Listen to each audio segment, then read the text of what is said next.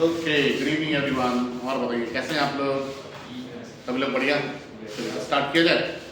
तो कल हम लोगों ने फिजिक्स में स्टार्ट किया था chapter number 4 laws of motion. और लॉज ऑफ मोशन में मैंने न्यूटन्स का फर्स्ट लॉ बता दिया, ठीक है।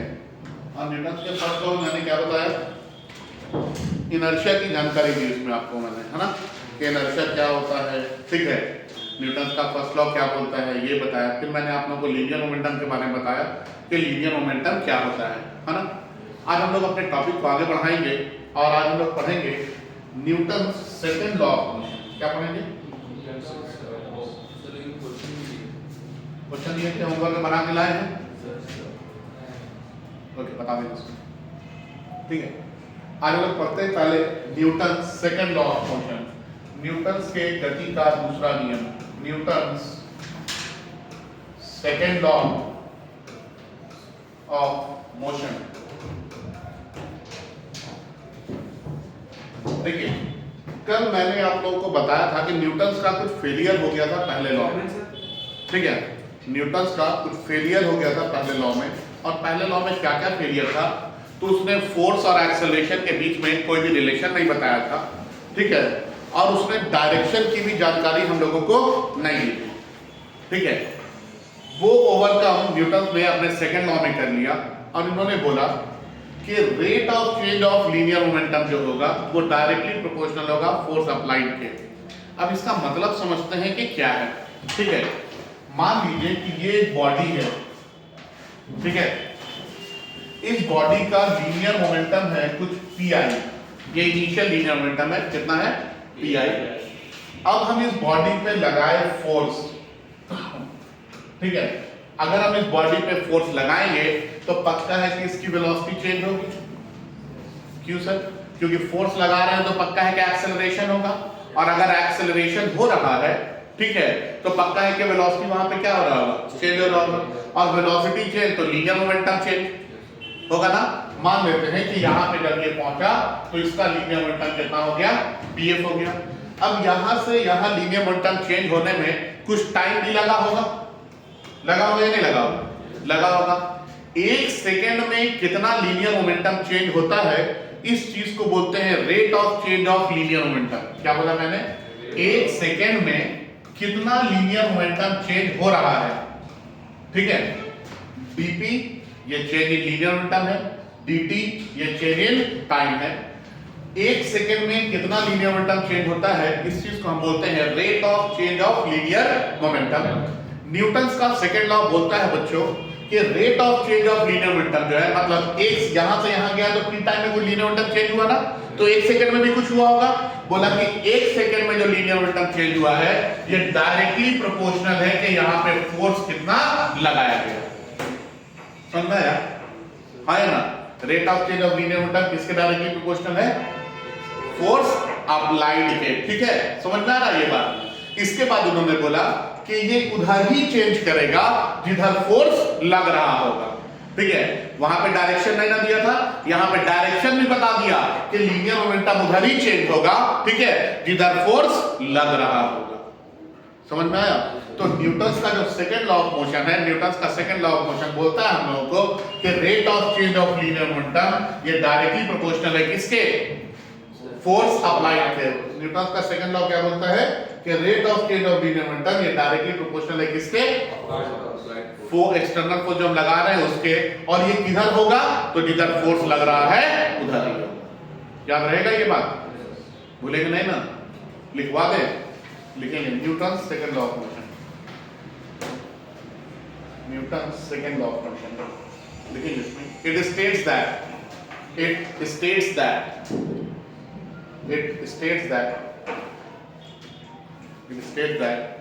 the rate of change of linear momentum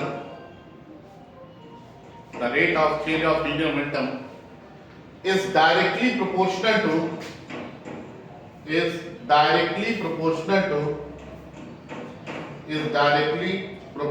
to the external force applied is directly proportional to the external force applied and it take place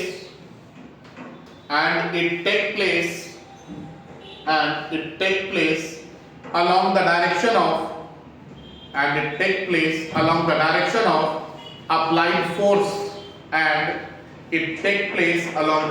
of applied force तो linear momentum उधर ही change होगा जिधर force लग रहा है, ठीक है। उसके बाद ये वाला एक्सप्रेशन लिखेंगे आप लोग, dp by dt is directly proportional to f, dp by dt is directly proportional to f।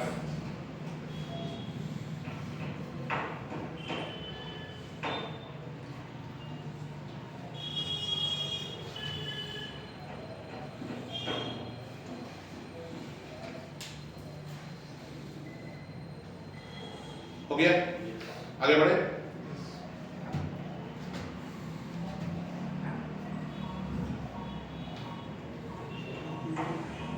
देखिए ना, आप सुनेंगे इधर, न्यूटन्स के सेकेंड लॉ से हम लोगों को क्या सीखने को मिलता है, ठीक है। न्यूटन्स का सेकेंड लॉ हम लोगों को किस चीज की जानकारी देता है, तो समझेंगे इसके बारे में, है ना।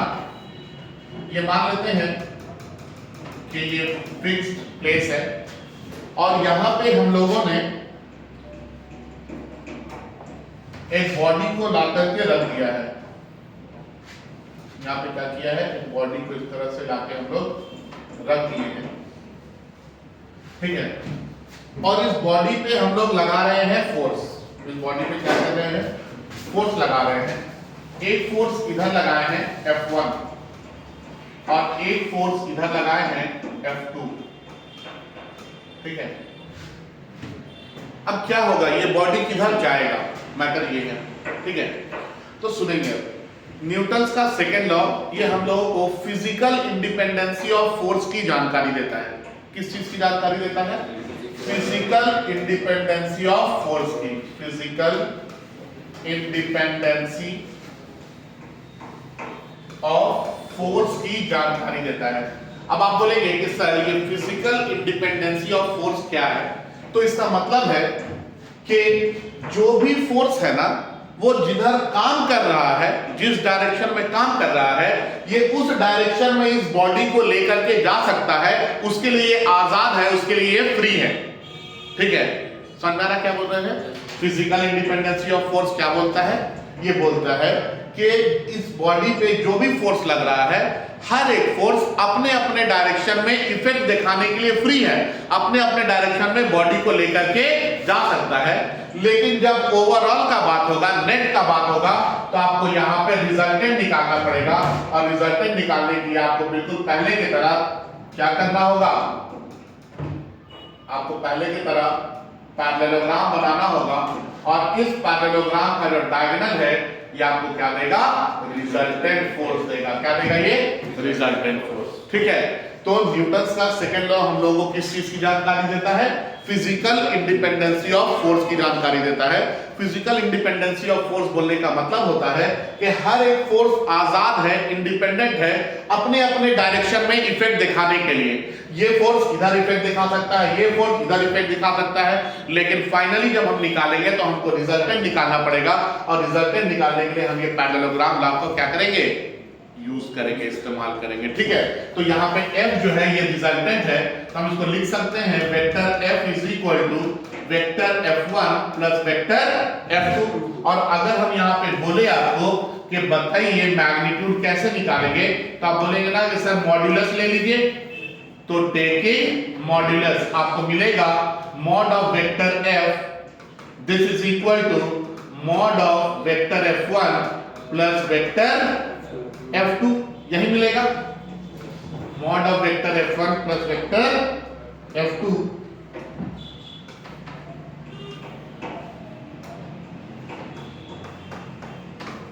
और इसका मॉड का अगर हम आपसे पूछ दें कि बताइए फॉर्मूला क्या होगा, तो फिर आप बोलेंगे सर ये तो बिल्कुल वेक्टर वाला फॉर्मूला काम करेगा, F is equal to square root of F1 square plus F2 square plus 2F1 F2 into cos theta, जहां पे cos यहाँ पे थीटा क्या है, F1 और F2 के बीच का एंगल है, ठीक है।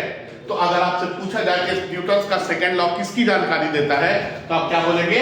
फिजिकल इंडिपेंडेंसी ऑफ फोर्स की जानकारी देता है। सर इसका मतलब क्या होता है? तो ये बोलना है कि हर एक फोर्स अपने डायरेक्शन में इफेक्ट दिखाने के लिए फ्री है, आजाद है, इंडिपेंडेंट है, ठीक है। लेकिन जब रिजल्टेंट का बात आएगा तो हम लोग यहाँ पे ओवरऑल का, यहाँ पे हम लोग ओवरऑल नेट इफेक्ट का बात आएगा तो हम लोग यहाँ पे रिजल्टेंट निकालेंगे। क्या निकालेंगे? रिजल्टेंट। जब ओवरऑल इफेक्ट का बात हम लोगों से किया जाएगा तो हम लोग हर बार यहाँ पे क्या निकालेंगे बच्चे लोग?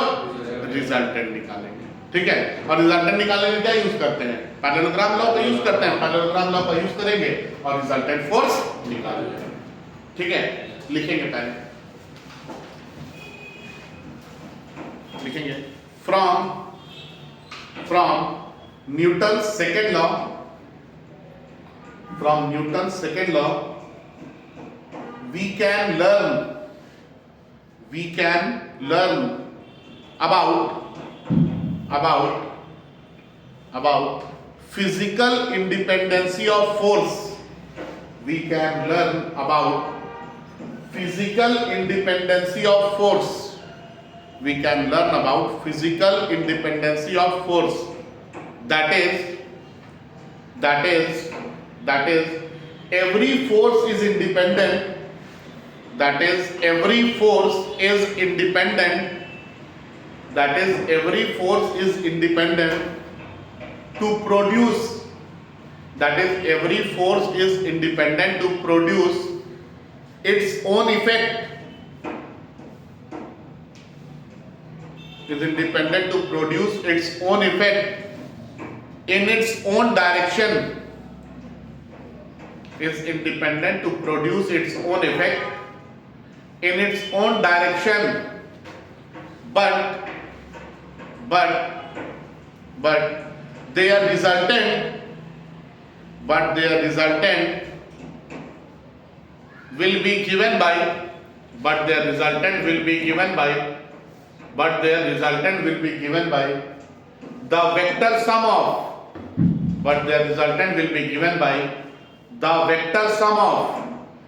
their resultant will be given by the vector sum of all the individual forces. But the resultant will be given by the vector sum of all the individual forces. But the resultant will be given by the vector sum of all the individual forces. ये diagram बना करके इसको लिख लीजिए, है ना। Physical independency का मतलब समझ में आया? मतलब हर एक फोर्स इंडिपेंडेंट है, आजाद है। क्या करने के लिए? अपने डायरेक्शन में अपना इफेक्ट दिखाने के लिए। लेकिन जब ओवरऑल का बात करेंगे हम लोग तो हमको क्या निकालना पड़ेगा? रिजल्टेंट निकालना पड़ेगा। रिजल्टेंट निकालने के लिए क्या यूज करते हैं हम लोग? पैरेललोग्राम लॉ का इस्तेमाल करते हैं, ठीक है।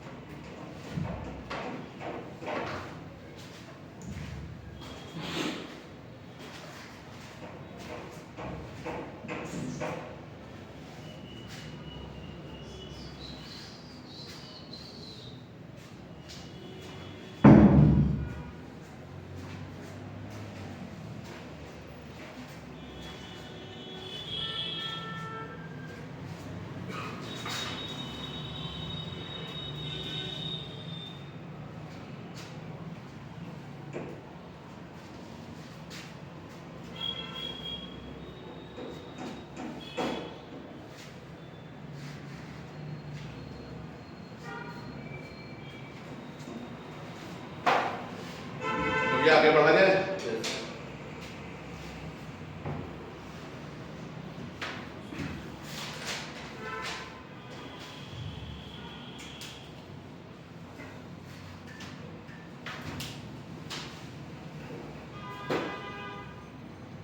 हो गया?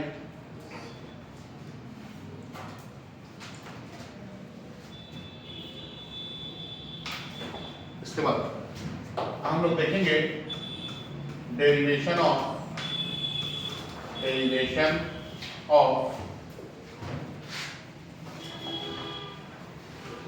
नंबर 1 में लिखेंगे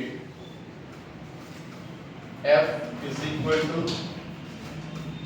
dt vector by dt या फिर और F is equal to dP by dt, ये देखेंगे, ठीक है।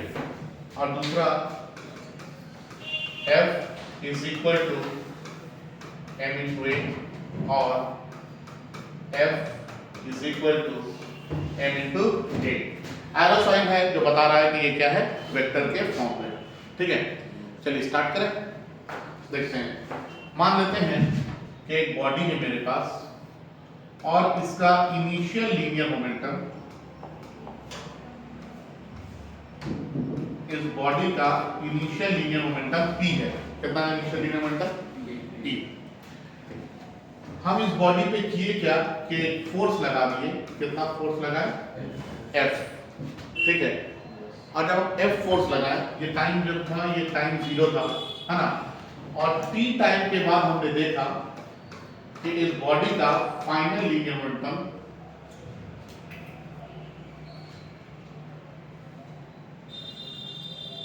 p प्लस dp हो गया। इस बॉडी का final linear momentum p plus dp हो गया जब यहाँ पे टाइम जो है ये dt हो गया। कितना हो गया टाइम? dt। इनिशियली कितना पे था? t पे था। फाइनली कितना हो गया? t प्लस dp हो गया, ठीक है। टाइम यहाँ पे कितना था? 0 था। यहाँ पे टाइम कितना हो गया? dt हो गया। अगर हम आपको ये बोले कि बताइए कि PI is equal to P क्या है, तो आप क्या बोलेंगे? आप बोलेंगे कि सर ये तो लीनियर मोमेंटम है, लीनियर मोमेंटम एट टाइम कितना?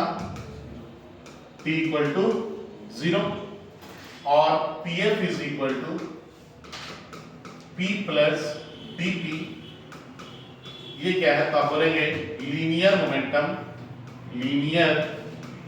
Momentum at time t equal to dt, यही है ना। अगर आपसे ये पूछा जाए कि बताइए very small change in linear momentum कितना है, या small change in linear momentum, small change in linear momentum में छोटा सा चेंज कितना है? Small change in linear momentum, small change in linear momentum कितना बोलेंगे बाबू? लीनियर मोमेंटम में चेंज कितना बोलेंगे? dp, यही है ना, ठीक है। और स्मॉल चेंज इन टाइम अगर पूछा जाए तो कितना बोलेंगे आप? dt। ये फोर्स कितना है हमने जो लगाया है? F क्या है? एक्सटर्नल फोर्स है। F क्या है? एक्सटर्नल फोर्स है। तो लिखकर यहाँ पे नहीं। न्यूटन्स अगर आपके यहाँ, अगर हम यहाँ पे बोले आपको small change in linear momentum, आप क्या बोलेंगे? dp। कितने देर में ये चेंज आया है? dt। अगर हम आपसे ये पूछेंगे बताइए rate of change of linear momentum, तो आप क्या बोलेंगे? रेट ऑफ चेंज का मतलब क्या बताए हैं? 1 सेकंड में कितना चेंज हो रहा है, तो क्या लिखेंगे इसको? dp डिवाइडेड बाय dt, यही लिखेंगे ना। dp लीनियर मोमेंटम चेंज हुआ कितने देर में? dt टाइम में। तो rate of change of linear momentum क्या आ जाएगा? dp vector divided by dt, ठीक है। इसके बाद फ्रॉम न्यूटन सेकंड लॉ,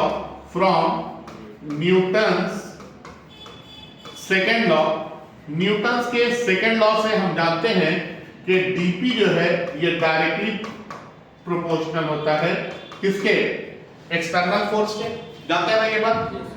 पता है ना ये चीज?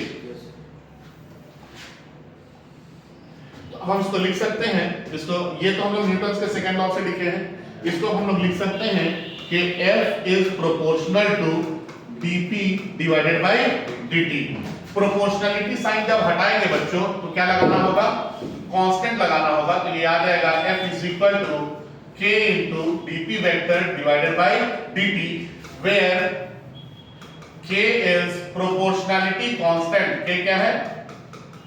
प्रोपोर्शनलिटी कांस्टेंट है k is proportionality constant and k का जो वैल्यू है एंड k का वैल्यू यहाँ पे कितना होता है 1 होता है। k का वैल्यू कितना होता है 1। तो आपको ये मिल गया f is equal to dp vector divided by dt। एक ये चीज प्रूफ करना था आपको। यहाँ पे वेक्टर का साइन है, जहाँ प्रूफ करना है यहाँ पे एक और चीज कि यहाँ पे वेक्टर का साइन ना हो, और अगर वेक्टर का साइन अगर आपको हटाना है तो आपको क्या करना होगा, मॉड लेना होगा। तो टेकिंग मॉड्यूलस हम लोग मॉड ले लेंगे तो हमको मिलेगा mod of vector f is equal to mod of dp by dt। ये आ जाएगा f is equal to dp divided by dt। ये दूसरा प्रूफ हो गया। ठीक है, तो दिक्कत नहीं ना। इसके बाद हम लोग जानते हैं, वी नो दैट, क्या जानते हैं हम लोग कि f जो है ये dp बाय dt के बराबर है, और ये लीनियर मोमेंटम है। लीनियर मोमेंटम कल मैंने बताया था क्या होता है, d by dt। और लीनियर मोमेंटम क्या है, मास इनटू वेलोसिटी का प्रोडक्ट है ना। लीनियर मोमेंटम क्या है, मास इनटू वेलोसिटी का प्रोडक्ट है। तो इसको m इनटू v लिख दिए, m को बाहर निकालिए तो हमको मिला vector f is equal to m into dv vector divided by dt। बाबू dv by dt क्या होता है, dv by dt क्या होता है, एक्सेलरेशन होता है। अगर वेलोसिटी को डिफरेंशिएट करें टाइम के रिस्पेक्ट में तो हमको क्या मिलेगा, एक्सेलरेशन मिलेगा। तो ये आ गया f is equal vector f is equal to m into vector a। और अगर हमको इसका मैग्नीट्यूड निकालना होगा तो फिर से क्या करना होगा, मॉड लेना होगा। तो टेकिंग मॉड्यूलस तो हमको मिलेगा mod of f is equal to mod of m into vector a। तो f इज इक्वल टू कितना आ जाएगा, m इनटू a आ जाएगा। तो याद रखना है f is equal to dp by dt बोले, f equal to m by a बोले, सब यहीं से आया हुआ है। ठीक है, न्यूटन्स का सेकंड लॉ लेकिन क्या बोलता है कि dp by dt is directly proportional to f, मतलब rate of change of linear momentum is directly proportional to external force applied. ठीक है, समझ के बाद कॉपी कीजिए।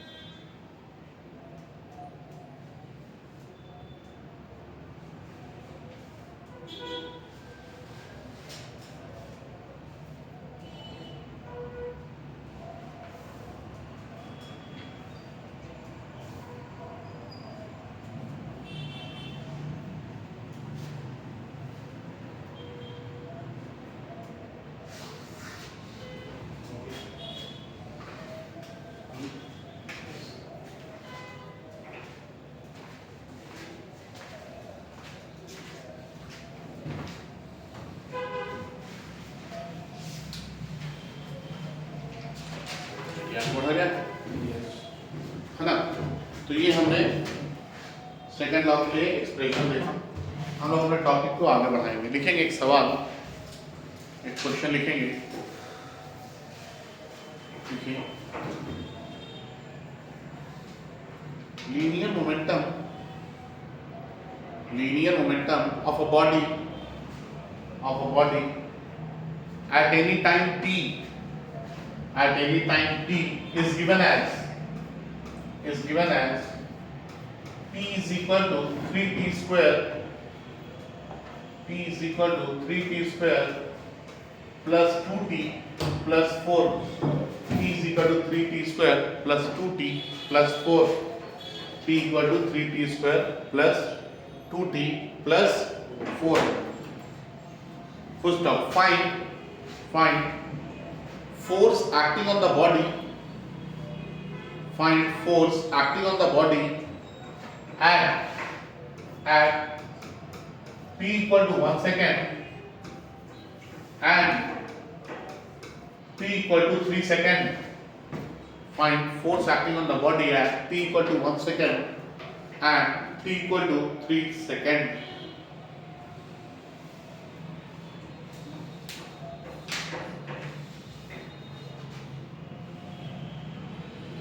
तो ये क्वेश्चन काफी आसान है, मुझे लगता है आप लोग उसको आसानी से बना देंगे।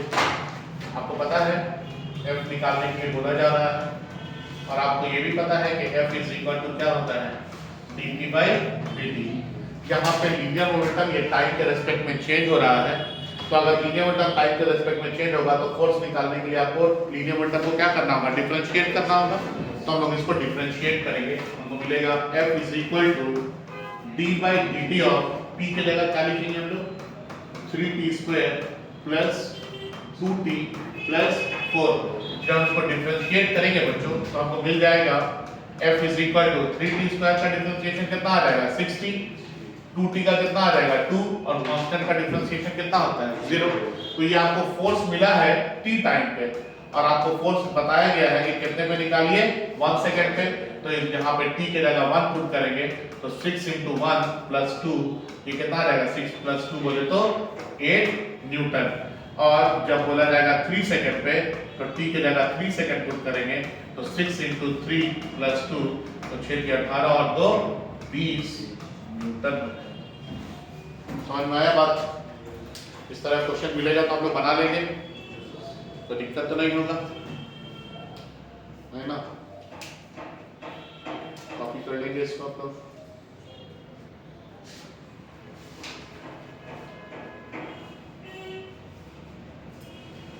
आगे बढ़े हम।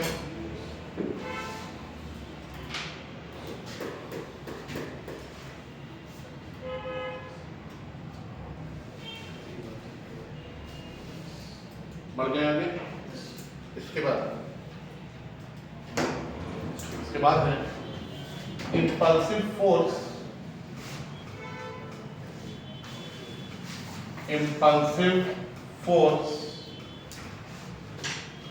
and impulse of force। impulsive force and impulse of force। क्या होता है impulsive force और क्या है impulse of force, ये हम लोग जानेंगे, ठीक है। impulsive force and impulse of force, ठीक है। देखिए, जब कोई बहुत बड़ा सा फोर्स बहुत छोटे टाइम के लिए काम करता है तो उस बड़े से फोर्स को हम impulsive force बोलते हैं। जैसे मम्मी हम लोग को मारी तमाचा, क्या हुआ, बड़ा सा फोर्स आया, लगा और हटा ली। कभी ऐसा होता है ऐसे मार करके तो छोड़ दिए, नहीं, जब भी तमाचा पड़ता है तो वैसे मार करके क्या किया जाता है, हटा दिया जाता है, हाँ या ना। तो ये जो बड़ा सा फोर्स आके लग रहा है वही क्या है, impulsive force। हथौड़ी से हम लोग कांटी को ठोकते हैं ऐसे करके, कभी ऐसा हुआ कि ऐसे ठोक करके ऐसे छोड़ दे दबा दे अंदर चला जाए, नहीं, हर बार ऐसे करके मार करके क्या करते हैं, हटा लेते हैं। बहुत कम टाइम के लिए लगाते हैं ना फोर्स, हाँ या ना। तो अगर हम कोई बहुत बड़ा सा फोर्स लगाए बहुत छोटे से टाइम के लिए तो उस फोर्स को हम क्या बोलते हैं, इंपल्सिव फोर्स बोलते हैं। क्या बोलते हैं, इंपल्सिव फोर्स। तो मान लेते हैं कि मेरे पास F जो है ये इंपल्सिव फोर्स है। F क्या है बाबू, इंपल्सिव फोर्स। और ये बहुत थोड़े से टाइम के लिए काम किया, जिस टाइम को हम कितना बोल दिए, t। अब सर ये इंपल्सिव फोर्स तो हम समझ गए कि बड़ा सा फोर्स छोटे टाइम के लिए आके लग रहा है। ये इंपल्स ऑफ फोर्स क्या है? तो इस फोर्स और टाइम के प्रोडक्ट को हम लोग क्या बोलते हैं? इंपल्स ऑफ फोर्स बोलते हैं। क्या बोला मैंने? ये इंपल्स ऑफ फोर्स जो है, इंपल्स ऑफ फोर्स ये प्रोडक्ट होता है। किसका प्रोडक्ट होता है? तो इंपल्सिव फोर्स का, इंपल्सिव फोर्स का और टाइम का। इंपल्सिव फोर्स और टाइम का जो प्रोडक्ट है ये हमको क्या दे देगा बच्चों? इंपल्स ऑफ फोर्स दे देगा। ठीक है।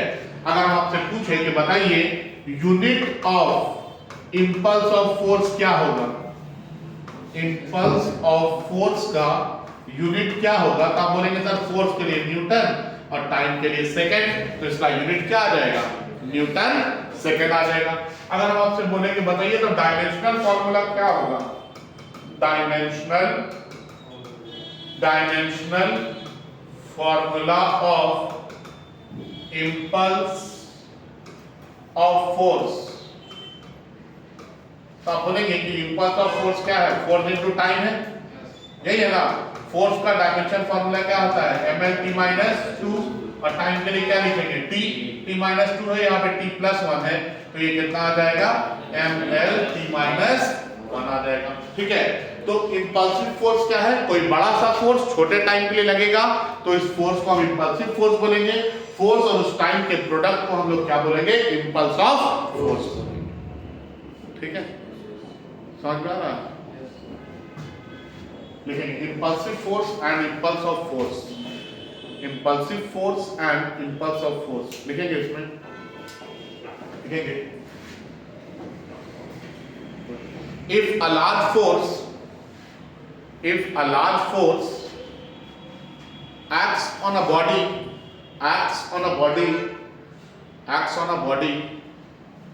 for very small interval of time,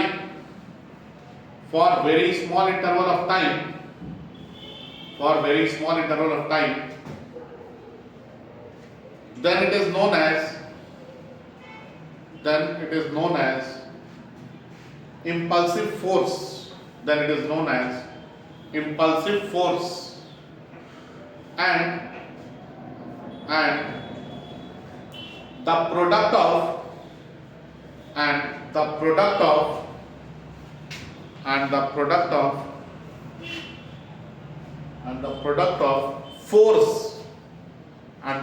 of force and time interval,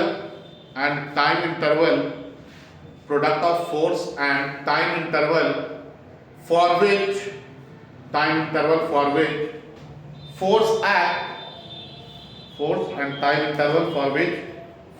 act, product of force and time interval for which force act is known as impulse of force,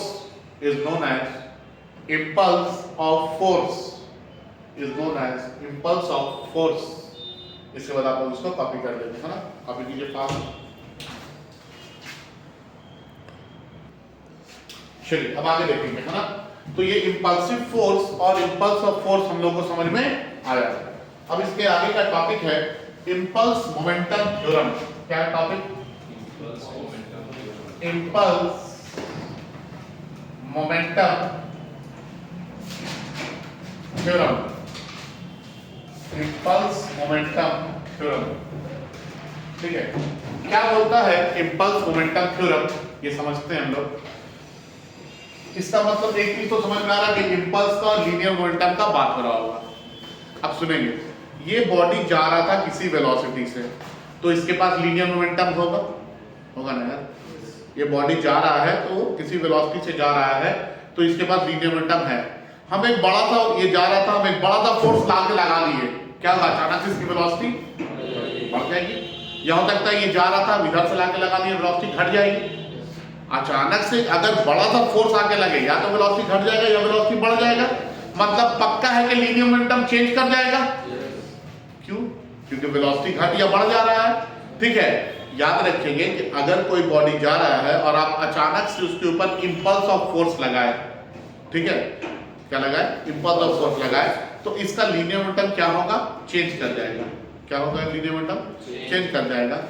impulse momentum theorem यही बात बोलता है कि ये जो आप impulse of force लगाएंगे ना, ये इम्पल्स ऑफ फोर्स बराबर होता है चेंज इन लीनियर मोमेंटम के। इम्पल्स ऑफ फोर्स किसके बराबर होता है, चेंज इन लीनियर मोमेंटम के। बॉडी का लीनियर मोमेंटम जितना चेंज करेगा वही वैल्यू क्या होगा, इम्पल्स ऑफ फोर्स कहलाएगा। समझ में आया, हाँ या ना। ये बॉडी जा रहा था इस तरह से, ठीक है, हम अचानक से बड़ा सा फोर्स लगाएं, ये जा रहा था, अचानक से बड़ा सा फोर्स लगाएंगे तो वेलोसिटी बढ़ जाएगी और बढ़ सकता है, या ये इधर से आ रहा था, उल्टे डायरेक्शन में लगा दिए बड़ा सा फोर्स तो वेलोसिटी घट जाएगी, हाँ या ना। बड़ा सा फोर्स छोटे टाइम के लिए लगा रहे हैं तो इम्पल्स ऑफ फोर्स काम कर रहा है वहां पे। ये बोलता है इम्पल्स मोमेंटम थ्योरम कि ये जो इम्पल्स ऑफ फोर्स है ना, ये किसके बराबर है, तो ये चेंज इन लीनियर मोमेंटम के बराबर है। किसके बराबर है ये, तो चेंज इन लीनियर मोमेंटम के बराबर है। ठीक है, लिखेंगे impulse momentum theorem, impulse momentum theorem, ठीक है, लिखेंगे इसमें। It states that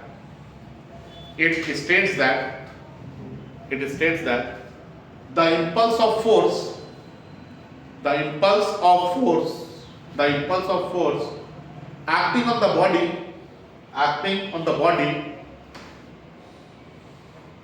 acting on the body is equal to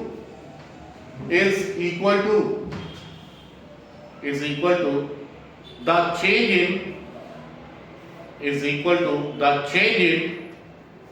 linear momentum of the body is equal to the change in linear momentum of the body is equal to the change in linear momentum of the body। ठीक है, इसको लिख लीजिए, F into T is equal to PF minus PI, F into T equal to PF minus PI। ये PF बोले तो final linear momentum, ये PI बोले तो इनिशियल लीनियर मोमेंटम। ठीक है, तो दिक्कत नहीं ना, आगे बढ़े। अब हम लोग इसका प्रूफ देखेंगे। ठीक है, क्या देखेंगे, प्रूफ, इस इम्पल्स मोमेंटम थ्योरम का प्रूफ।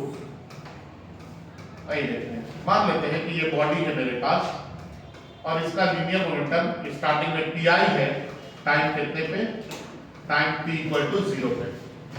0 टाइम पे लीनियर मोमेंटम कितना है, 0 टाइम पे लीनियर मोमेंटम कितना है, PI है। हम इसके ऊपर एक फोर्स लगा दिए, ठीक है, क्या किए हम, एक फोर्स लगाए तो हमने देखा कि इसका जो लीनियर मोमेंटम है ये चेंज हो गया और अब ये लीनियर मोमेंटम कितना हो गया है, PF हो गया है। और कितने देर में हुआ है, तो time t equal to t पे, ठीक है, t टाइम पे। मान लेते हैं बच्चों कि हमने टाइम को बहुत थोड़ा सा चेंज किया, टाइम को हम t equal to t plus dt कर दिए। कितना कर दिए, टाइम में बहुत थोड़ा सा चेंज हम लेकर के आए हैं, ठीक है, t equal to t plus dt। तो इस दौरान ये जो लीनियर मोमेंटम है, ये जो pf था, अब ये pf प्लस dp हो गया है। कितना हो गया है, pf प्लस dp हो गया है। ठीक है, क्लियर है यहाँ तक, है ना। अगर हम आपसे पूछे कि pi क्या है तो आप क्या बोलेंगे कि सर ये है linear momentum at time t equal to 0, यही बोलेंगे।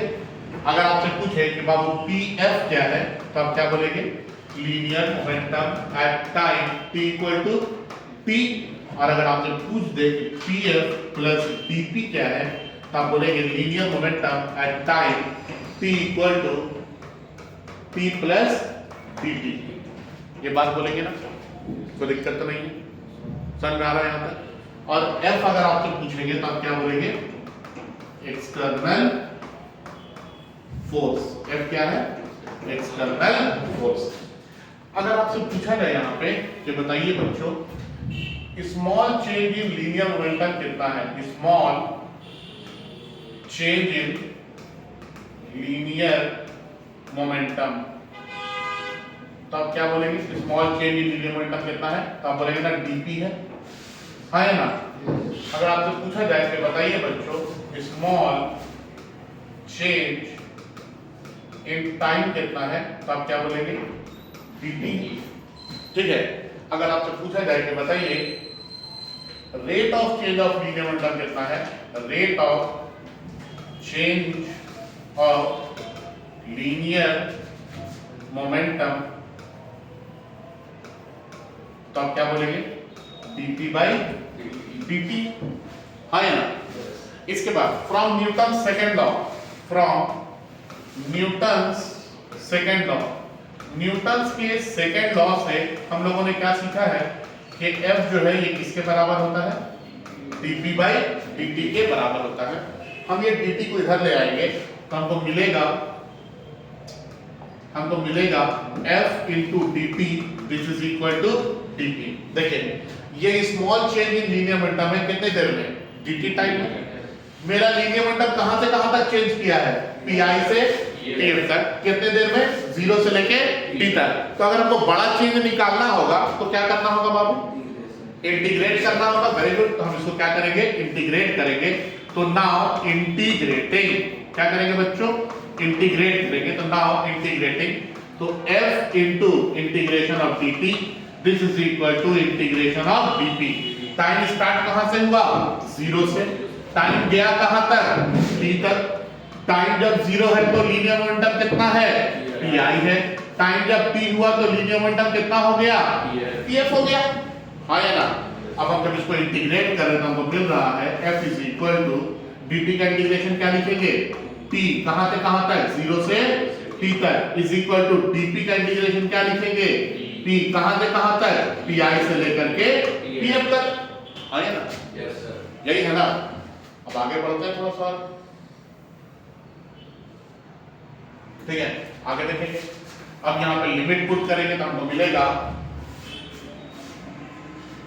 अब हम यहाँ पे लिमिट पुट करेंगे तो हमको मिल जाएगा f इंटू अपर लिमिट कितना बाबू, t माइनस लोअर लिमिट कितना, 0 इज इक्वल टू, यहाँ पे अपर लिमिट कितना बच्चों, pf माइनस लोअर लिमिट कितना बच्चों, pi। t माइनस 0 तो t हो जाएगा, तो ये क्या आ जाएगा, f into t this is equal to कितना आ रहा है, pf minus pi। f into t को क्या बोलते हैं हम लोग, इम्पल्स ऑफ फोर्स, और pf माइनस pi को क्या बोलेंगे, चेंज इन लीनियर मोमेंटम। ये बात हम लोगों को किसने बोला कि इम्पल्स ऑफ फोर्स जो है ये चेंज इन लीनियर मोमेंटम के बराबर होगा, इम्पल्स मोमेंटम थ्योरम ने बताया हम लोगों को, ठीक है, याद रहेगा ये बात। अच्छा, अगर हम टाइम को इधर भेज देंगे तो f इज इक्वल टू क्या आ जाएगा, p final minus p initial divided by t। तो हम बोल सकते हैं क्या कि यहाँ पे फोर्स जो है ये इनवर्सली प्रोपोर्शनल है किसके, टाइम के। यहाँ पे फोर्स क्या है, इनवर्सली प्रोपोर्शनल है किसके, टाइम के। मतलब टाइम को बढ़ाएंगे तो फोर्स का वैल्यू क्या होगा, टाइम इनवर्सली प्रोपोर्शनल है, टाइम को बढ़ाएंगे तो फोर्स का वैल्यू क्या होगा, घटेगा, हाँ या ना। देखते हैं जब क्रिकेटर कैच लेता है तो हाथ को इस तरह से ऐसे नीचे लेकर के आता है, ऐसे से यहाँ से इस तरह से कैच यहीं पे पकड़ के नहीं ले लेता है, ये यहाँ से हाथ पकड़ के नीचे लेकर के आता है ना। क्यों लेकर के आता है नीचे, क्योंकि ये जब नीचे लेकर के आएगा तो टाइम बढ़ेगा, और टाइम बढ़ेगा तो फोर्स का वैल्यू क्या होगा, कम होगा, तो उसके हाथ में चोट नहीं लगेगा, बॉल यहाँ टपक करके बाहर नहीं जाएगा, ठीक है। नहीं तो हो सकता है जोर से आके लगे यहाँ टपक के बाहर निकल जाए, लेकिन इस तरह से जब लेता है तो क्या होता है, टाइम बढ़ा देता है, टाइम बढ़ाता है तो फोर्स का वैल्यू कम होता है, फोर्स का वैल्यू कम होता है तो वो हाथ से बाहर, समझ में आया बात, ठीक है, हाँ या ना। तो अगर हम टाइम को बढ़ाएंगे तो यहाँ पे तो ये फोर्स का वैल्यू क्या करेगा, डिक्रीज करेगा, ठीक है। तो ये इम्पल्स मोमेंटम थ्योरम समझ में आया आप लोगों को। तो आज का क्लास हम लोग यहीं तक रखेंगे, कल इसके आगे का टॉपिक पढ़ाएंगे, ठीक है। समझ में आ रहा है जो बात है, और आप लोग जो है इतना दूर तक कल पढ़ करके आएंगे, सेम टाइम में मिलेंगे हम लोग कल भी, है ना। आज का क्लास करते हैं समाप्त। Thank you, that's all for today.